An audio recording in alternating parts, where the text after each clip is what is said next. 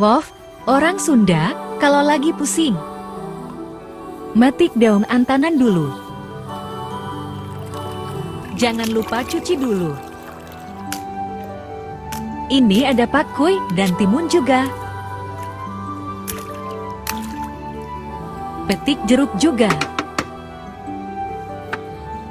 Potong timun kecil-kecil kayak gini. Masukkan cabai rawit, terasi, garam, gula, dan penyedap rasa. Peras dulu jeruk tadi.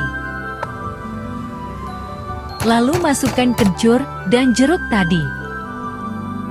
Selesai deh.